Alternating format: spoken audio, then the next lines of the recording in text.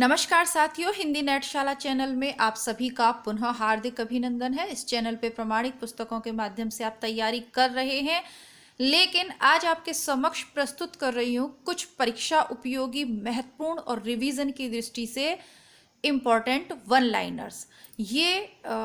ये जो one liner है, ये नोट्स की फॉर्म में मैंने तैयार किए हैं। इनको हम अध्यायवार पढ़ेंगे, जैसे कि आज के जितने भी प्रश्न हमारे रहेंगे वे भारतेंदु काल से रिलेटेड रहेंगे, जिसके अंतर्गत DSSB, UPPGT, मतलब DSSB, NBS, KVS, UP, विशेषकर राजस्थान की जो एग्ज़ाम्स हैं RPSC वाले, उनमें जो प्रश्न पूछे गए हैं उनके माध्यम से हम तैयारी करेंगे, तो जान पाएंगे कि एक ही प्रश्न को कितने तरीके से पूछा गया है। और यदि आप समझते हैं कि ये राजस्थान के पुराने पेपर हैं, ये यूपी के पुराने पेपर हैं, हमारे काम के नहीं है, तो वो संशय भी आज आपका दूर हो जाएगा कि सेम प्रश्न भारतवर्ष के सभी राज्यों में वो पूछा जाता है। तो आप लोग अधिक संख्या में जो है इसे पढ़ें, और आप लोग जो भी कमेंट करेंगे उसी हिसाब से आगे आपके समक्ष ये नोट्स वाले वन लाइनर में प्रस्तुत करूंगी। पहला प्रश्न देख लेते हैं। हिंदी साहित्य में राष्ट्रीय चेतना के संवाहक और आधुनिक चेतना के प्रणेता प्रथम साहित्यकार कौन है? आधुनिक चेतना और राष्ट्रीय चेतना दोनों के प्रथम साहित्यकार हैं भारतेंदु हरिश्चंद्र। उत्तर यहाँ नहीं लिखा हुआ है क्योंकि ऊपर ही हेडिंग डाली हुई है भारतेंदु काल, यानी इसके सबका उत्तर भारतेंदु ही होगा, लेकिन प्रश्न को कितनी तरीके से पूछा गया ये देख लीजिए। दूसरा ये प्रश्न बनता है, हिंदी साहित्य के जन्मदाता कौन है? पूछ लें हिंदी साहित्य के जन्मदाता। वैसे तो लिखना चाहिए था आधुनिक साहित्य के या आधुनिक गद्य, लेकिन फिर भी इसी तरीके से पूछा हुआ है। हिंदी साहित्य का जन्मदाता पूछा जाए तो भी भारतेंदु लिखना है। भारतीय नवोत्थान के प्रतीक यह पूछ लिया जाए तो भी आपको भारतेंदु लिखना है। हिंदी साहित्य के पितामह करके पूछ लिया जाए तो भी भारतेंदु होगा, और नव जागरण का अग्रदूत UPPGT में पूछ लिया जाए तो भी उत्तर भारतेंदु हरिश्चंद्र ही होगा। प्रश्न किसी भी, तो ये 5 प्रश्न हैं जो मैंने आपके लिए तैयार किए हैं नोट्स में, किसी भी तरीके से पूछे जाएं यह इसका सही उत्तर हरिश्चंद्र या भारतेंदु हरिश्चंद्र ही होगा। तैयार हो गया। अब आगे बढ़ते हैं। कौन सी कृति भारतेंदु हरिश्चंद्र द्वारा रचित नहीं है? तो सबसे पहले देख लेते हैं रचित कौन कौन सी दी थी। ऑप्शन मैंने लिख दिया है क्योंकि लिखना जरूरी था। वर्षा विनोद लिखी है भारतेंदु जी ने, गीत गोविंद लिखी है और वेणु गीत लिखी है, लेकिन पायस पयोनिधि इन्होंने नहीं लिखी। पायस पयोनिधि किसने लिखी है? गोविंद गिल्ला भाई ने। ये जो प्रश्न है आपके, ये GDC प्रवक्ता 2021 वाला है। ये प्रश्न है चाहे आप असिस्टेंट प्रोफेसर की तैयारी कर रहे हो, नेट की कर रहे हो, PGT TGT किसी की भी कर रहे हो, किसी भी राज्य से कर रहे हो, कोई फर्क नहीं पड़ता। ये सभी राज्यों के लिए हैं, सभी परीक्षाओं के लिए हैं। आगे आप मैंने लिख दिया है ताकि आपको प्रमाण मिल जाए कि कौन सा प्रश्न कहाँ से पूछा हुआ है। पुनः एक ऐसा ही प्रश्न पूछा है, इसको भी देख लेते हैं। तो इनकी है प्रेम मल्लिका, भारतेंदु जी की है प्रेम सरोवर है, प्रेम फुलवारी है, लेकिन प्रेम पुष्पावली नहीं है। 2017 में पूछा हुआ है। प्रेम पुष्पावली भारतेंदु हरिश्चंद्र की नहीं है, यह प्रताप नारायण मिश्र की है। ये भी मैंने आपको बता दिया। जैसे पायस पयोनिधि किसकी है? गोविंद गिल्ला भाई की, और ये है प्रेम पुष्पावली प्रताप नारायण मिश्र की। और कौन सी रचना नहीं है? तो आषाढ़ महात्म्य इनकी कोई रचना नहीं है। रचना है वैशाख महात्म्य।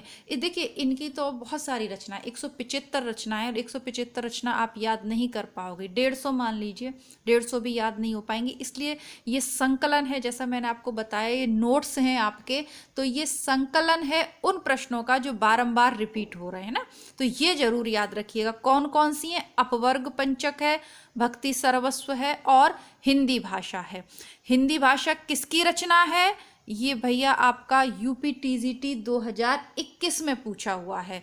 ये पूछा है हिंदी भाषा, इसके ऑप्शन में था। यदि जैसे आपने ये वाला सॉल्व किया होता तब भी आप जान जाते। तो हिंदी भाषा ये जो ये आषाढ़ महात्म्य वाला UPTGT में पूछा है इस तरीके से। फिर पूछ लिया कि ये दोनों 2021 वाले हैं। UPTGT 2021 में पूछा है हिंदी भाषा का प्रकाशन वर्ष, हिंदी भाषा इनकी रचना इससे पहले नहीं पूछी गई। यूपी टीजीटी 2021 में वो रचना पूछी जो पहले कभी नहीं पूछी, तो उनका इसका प्रकाशन वर्ष है 1890। और हिंदी भाषा क्या है? ये निबंध संग्रह। हिंदी भाषा क्या है? भारतेंदु का निबंध संग्रह जो कि 1890 में प्रकाशित हुआ। और यूपी टीजीटी में ये दोनों प्रश्न पूछे हुए हैं 21 में। तो इनका आषाढ़ महात्म्य नहीं है, वैशाख महात्म्य है। ठीक है, क्लियर हो गया। आगे बढ़ते हैं। वीडियो अच्छा लग रहा हो, यूजफुल लग रहा हो तो वीडियो को लाइक करें और अपने मित्रों में शेयर जरूर करें। भारतेंदु की रचनाओं का संग्रह क्या कहा जाता है? ये भी DSSB 2021 में पूछा हुआ है। तो भारतेंदु की रचनाओं का संग्रह कहा जाता है भारतेंदु ग्रंथावली।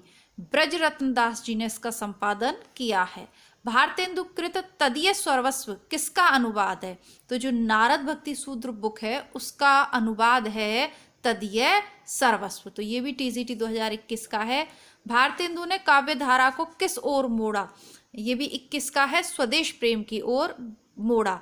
अब पुनर्जागरण काल के देखिए, भारतेंदु काल नई मानसिकता के उन्मेष का काल था। मुझे लगा पूछेगा कि ये किस विद्वान का कथन है, लेकिन ऐसा ना पूछ के केवीएस में क्या पूछ रहा है कि इसका अन्य नाम क्या था?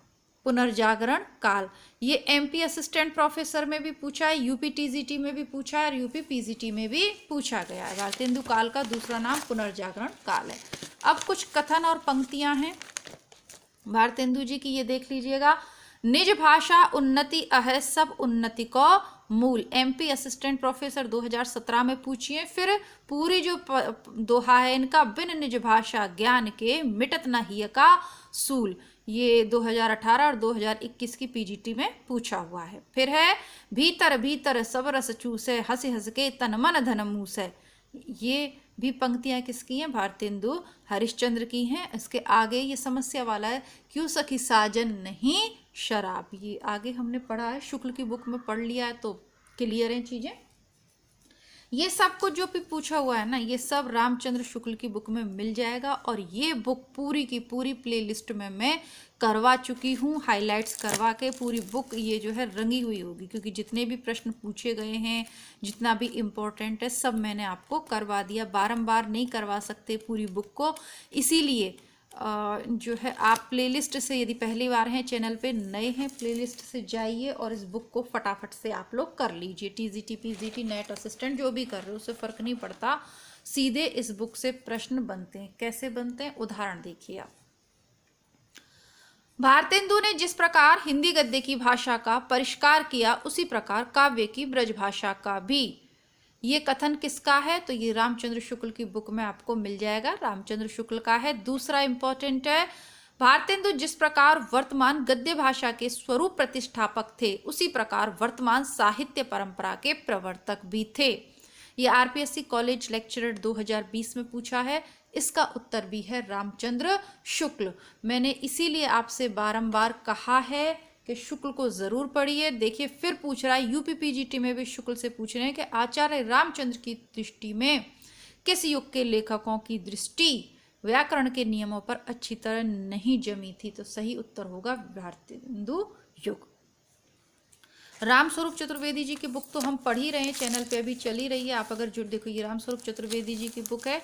यहाँ टॉपिक था हमारा आधुनिक काल, यहाँ प्रारंभ में ही हाईलाइट करवा दिया था, कविता में उनका संस्कार है और गद्य में विचार। ठीक है, ये बुक अभी चल रही है, इसके अंतर्गत छायावाद हम पढ़ रहे हैं। अभी तक नहीं पढ़ी हो, प्लेलिस्ट से ज्वाइन कर लीजिएगा, प्लेलिस्ट से, और फिर डेली वीडियो जिसके आ रहे हैं तो आप सुन सकते हैं। तो ये कविता में उनका संस्कार है, गद्य में विचार, रामस्वरूप चतुर्वेदी का, ये अभी पूछा हुआ है। इसके अलावा हजारी प्रसाद द्विवेदी जी क्या कहते हैं, ये पूछा हुआ है इनका, इसको भी देख लेते हैं। उन्होंने निज भाषा शब्द का व्यवहार किया है, मिली जुली आम फहम राष्ट्रभाषा आदि शब्दों का नहीं। प्रत्येक जाति की अपनी भाषा है और वह निज भाषा की उन्नति के साथ ही उन्नत होती है। तो आचार्य हजारी प्रसाद द्विवेदी ने भारतेंदु के लिए कहा था। ये हरियाणा टीजीटी में इसमें लिख दिया, बाकी ये नेट में भी पूछा हुआ है और धीरे धीरे हम सारे कर लेंगे जितने भी पूछे हुए हैं। तो इसी के साथ इस छोटे से इस पेपर को हम समाप्त करते हैं। कुछ और देख लेते हैं, फिर आरपीएससी वाले प्रश्न हैं इनको कल देखेंगे, क्योंकि एक वीडियो में आपका हिंदी साहित्य और संवेदना का विकास रामस्वरूप चतुर्वेदी का भी लाऊंगी, तो छोटा रखेंगे इसको। अब इसमें से देख लेते हैं भारतेंदु मंडल से रिलेटेड ये प्रश्न है, इनको मैं कल ही करवाऊंगी क्योंकि आपका 9-10 मिनट का वीडियो हो गया। आज इतना ही पढ़ेंगे, कल ही आरपीएससी वाले प्रश्न करवा दूंगी और ये करवा दूंगी वन लाइनर में। अभी पढ़ेंगे हम आधुनिक साहित्य में छायावाद, जस्ट इसके बाद वीडियो मिल जाएगा। चैनल से जुड़े रहिए, नए हैं तो चैनल को सब्सक्राइब ज़रूर करें। आप लोग चैनल को सब्सक्राइब नहीं कर रहे हैं तो ये थोड़े से वन लाइनर आपके लिए तैयार कर पाई हूँ। आगे भी इसी तरीके के वन लाइनर अगर आपको चाहिए तो कमेंट करिएगा। धन्यवाद।